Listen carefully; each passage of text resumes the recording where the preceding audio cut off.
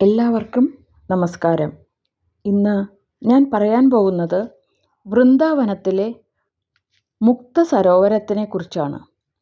ബർസാനയിലെ രാജാവായ വൃഷഭാനുവിനോട് നാരദ മഹർഷി പറഞ്ഞു, ഹേ രാജൻ, ഗോലോകവാസിനിയും ലക്ഷ്മിയുടെ അവതാരവുമായ രാധ നിങ്ങളുടെ മകളായി പിറന്നതുകൊണ്ടാണ് നിങ്ങൾക്ക് ഇക്കണ്ട സമ്പത്തെല്ലാം ഉണ്ടായത്.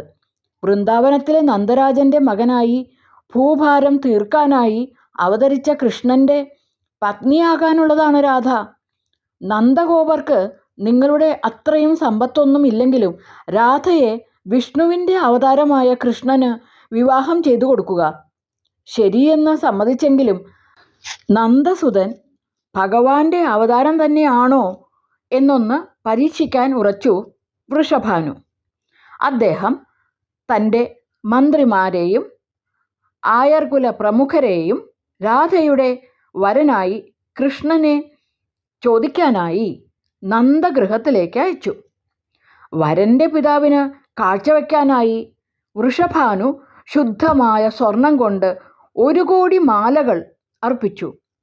അവയും പല കുട്ടകൾ നിറയെ അമൂല്യങ്ങളായ മുത്തുകളും പവിഴങ്ങളും നിറച്ചതും അനേകം സ്വർണപാത്രങ്ങൾ നിറയെ സ്വർണ്ണ നാണയങ്ങളും ഫലമൂലങ്ങളും നിറച്ച വണ്ടിയും കൊടുത്താണ് സംഘത്തെ അയച്ചിരുന്നത്. അവർ നന്ദരാജൻ്റെ ഗൃഹത്തിലെത്തി. തങ്ങൾ കൊണ്ടുവന്ന സമ്മാനമെല്ലാം എല്ലാവരും കാണുകെ നന്ദഗോപന് സമർപ്പിച്ച ശേഷം വന്നവർ പറഞ്ഞു, ബർസാനയിലെ രാജാവായ വൃഷഭാനുവിൻ്റെ പുത്രിയും സുന്ദരിയും സുശീലയും വിവാഹയോഗ്യയുമായ രാധയുടെ വിവാഹാലോചനയ്ക്കാണ് ഞങ്ങൾ വന്നത്. ഹേ നന്ദരാജൻ, ആ സുന്ദരിയായ രാധയ്ക്ക് അങ്ങയുടെ പുത്രനായ ശ്രീകൃഷ്ണനാണ് ഏറ്റവും യോഗ്യനായ വരനെന്ന് മനസ്സിലാക്കി വൃഷഭാനു തന്നയച്ച ഈ രത്നസഞ്ചയം സ്വീകരിച്ച് കുലാചാരപ്രകാരം വധൂഗൃഹത്തിലേക്ക് മറുപടിയായി തന്നയക്കേണ്ടത് തന്നയച്ചാലും എന്ന് പറഞ്ഞു നിർത്തി. ആചാരപ്രകാരം വിവാഹത്തിന് സമ്മതമാണെങ്കിൽ വധൂഗൃഹത്തിൽ നിന്ന് തന്നയച്ചതിൻ്റെ ഇരട്ടി മൂല്യമുള്ള സമ്മാനമായിരിക്കണം വരൻ്റെ ഗൃഹത്തിൽ നിന്ന് തിരിച്ചു കൊടുത്തുവിടേണ്ടത്. നന്ദഗോപർ അതിഥികളെ ആനയിച്ച് ശീതളോപചാരങ്ങൾക്കായി ഇരുത്തിയ ശേഷം യശോദയുടെ അടുക്കലെത്തി. ബർസാനയിൽ നിന്ന് കൊടുത്തയച്ച ദ്രവ്യങ്ങൾ കണ്ട് കണ്ണുമിഴിച്ചിരിക്കുകയാണ് ഗോപന്മാർ. ഇതിൻ്റെ 1/4 വിലയുള്ള സാധനങ്ങൾ കൊടുത്തയക്കാൻ കഴിവുള്ളവനല്ല നന്ദഗോപർ.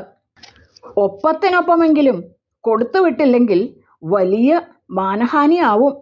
അവർ ഓരോരുത്തരും തങ്ങളാൽ കഴിവുള്ളത് തന്ന് സഹായിക്കാമെന്ന് പറഞ്ഞെങ്കിലും അതൊക്കെ നിസ്സാരമായതിനാൽ ഒരു വഴിയും കാണാതെ മ്ലാനവദനരായി ഇരിക്കുകയായിരുന്നു ഗോപന്മാർ.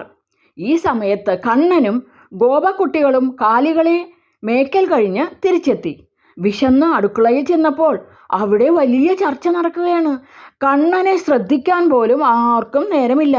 കണ്ണൻ അവിടെ കണ്ട കുട്ടകളിൽ നിറഞ്ഞിരുന്ന കുറേ രത്നങ്ങളും മുത്തുകളും തമാശ രൂപേണ വാരിയെടുത്ത് പുറത്തേക്കിറങ്ങി.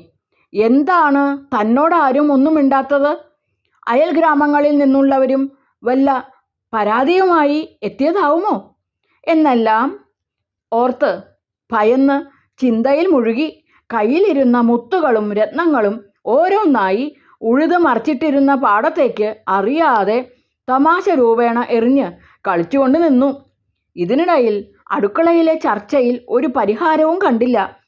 ധനശേഖരണത്തിന് ഒരു വഴിയും കാണാത്തതിനാൽ ബന്ധം നിരസിച്ച് സാധനങ്ങൾ തിരിച്ചു കൊടുത്തയക്കാം എന്ന് തീരുമാനിച്ച് കൊണ്ടുവന്ന സാധനങ്ങൾ കെട്ടിപ്പൊതിയാൻ തുടങ്ങി. അപ്പോൾ വലിയൊരു പ്രശ്നം. മുത്തുകളും രത്നങ്ങളും കൂമ്പാരമായി വച്ചിരുന്നതിൽ കുറേ കുറവ് ആരോ വാരിയെടുത്തിരിക്കുന്നു.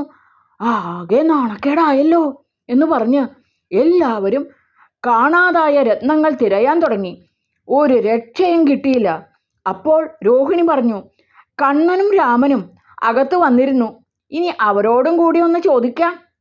2 അമ്മമാരും നന്ദഗോപരും മറ്റു ചില ഗോപന്മാരും പുറത്തേക്ക് ഓടി. കുട്ടികളെ തിരഞ്ഞപ്പോൾ ഉണ്ട്, അതാ കണ്ണൻ പാടത്ത് നിൽക്കുന്നു. മാത്രവുമല്ല, വിത്തിറക്കാനായി രാവിലെ ഉഴുതിട്ടിരുന്ന പാടത്ത് നിറയെ നെൽച്ചെടികൾ വിളഞ്ഞ് കൊയ്യാറായി നിൽക്കുന്നു.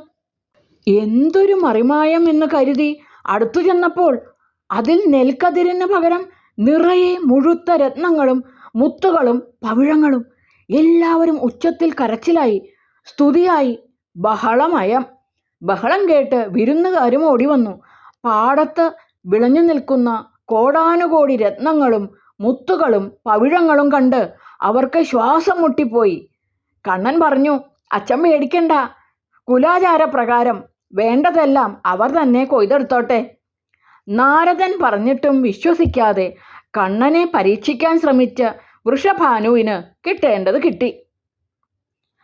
വൃന്ദാവനത്തിൽ പോകുമ്പോൾ കൃഷ്ണൻ അന്ന് മുത്തുവിളയിച്ച പാടം മുക്ത സരോവരം എന്ന പേരിൽ ഇപ്പോഴും കാണാം എന്നാണ് പറയുന്നത്.